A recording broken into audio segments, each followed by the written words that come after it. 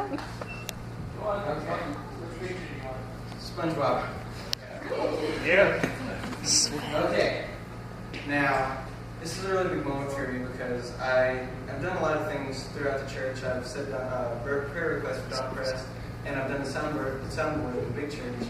But I've never preached before, so it's maybe like the beginning of something that I may preach one day. So look on the screen. What do you all see? Yes.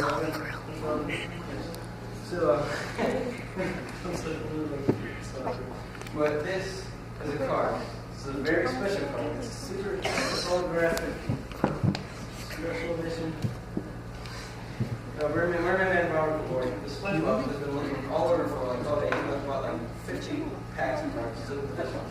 And Patrick had got one the exact same day. And SpongeBob all day, like just to describe the episode. SpongeBob, Patrick said that SpongeBob had the card at the end of the day if SpongeBob would spend the day with him. And all day Patrick just went around and like did silly stuff to like almost like destroy the card and himself. No, not that it really is, just because Patrick's probably. But and so all day long SpongeBob went around and protected Patrick from like falling off cliffs and getting like hurting the card and stuff. And it reminded me a lot of God, how He has saved every one of us, protected us so that we can be here today to share our cross with others. And to be able to hold that card and to share the cross so that we can be able to share the gospel of Jesus Christ, to share the death, the birth, the resurrection of Jesus Christ, His life, and all that. So that we can have eternal life, and so that we can give eternal life to others, because that is our mission in life. And God, and it's because God, every one of us, I know, has probably had to have God save us a few times from ourselves, so that we can be here today. I was one of them. Me and one of my best friends in here, and a lot of our best friends in here, had to have God save us, and so that we can be here today. And and so that we can share the cross with others and experience the love of God through your life and through others' lives, that we will be able to give the cross to them so that they will know. And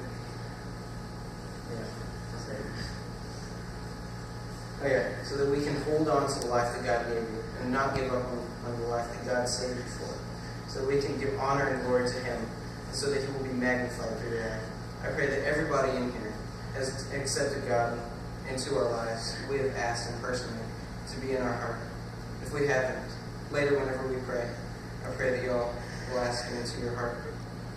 And that it's almost all.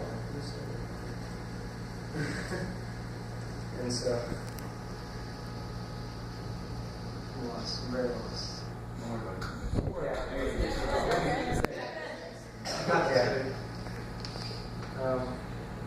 And so our cross, we're expected to carry it to others, to show others our cross and to give it to them. Because at cross, in church camp, I was thinking that I need to carry my cross to somebody, to share it with somebody so that I can have something to share with whenever I got up here. I didn't really, I was too much in the moment, I guess, at camp. I didn't really remember too much of what I may have said. That I know I got deep with y'all. I liked it. It was explained a lot of stuff about myself. But that's what we're expected to do. We're supposed to be called. We're called to this, like it says in the song. We're called to live a life that others say that they don't want to live, because it is harder. It's a lot harder than what I would have expected. Since I was little, I always thought that maybe, well, not since I was little, but when I was little, I was always raised in church, and I would think, I'm just going to put this off till another day. I don't want to give up having fun. I don't want to give up doing bad things, I guess, because I thought they were fun, and so I wouldn't.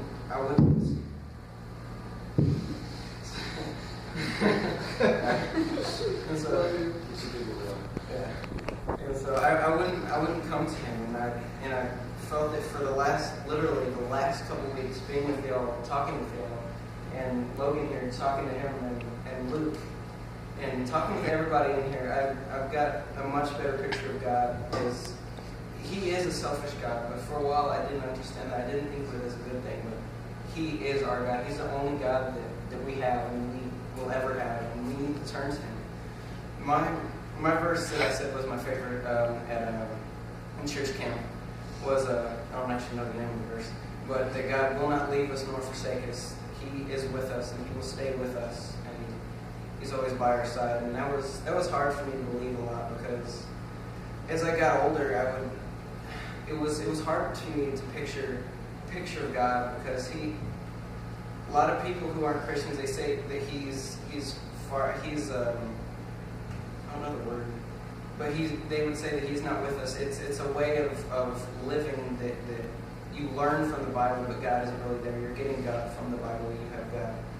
It's not the right thing, but I thought that for a long time, that God was in me. What I gave to others, what I said, and I don't know how to explain it. But I wouldn't turn to God, and the last while I really have, and I decided to share with y'all, because I'm going to get better at preaching. I'm not going to be all awkward. You're right. You're right. Well, thank you. Yeah, I'm winging it now. I already. Yeah. And what was that? Oh yeah, and I grew a lot closer to y'all. I didn't know Dustin before.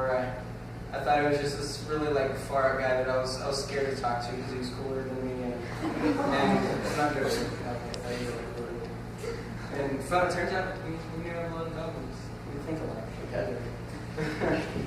And I got closer to Luke. Luke is a good speaker. Talked to him for a while. It's very good. And I really thank God for being here today to be with all of y'all, because I love meeting new people, to be able to talk to people that I haven't talked to that much, and it's good to get to know them like everybody I get to know at camp. And I feel I've really grown with y'all, and I've got to know y'all. Shout out to my man Chris and Travis, because I'm going to send them that video later. That miss y'all. Wish you could be there, be here. Miss y'all.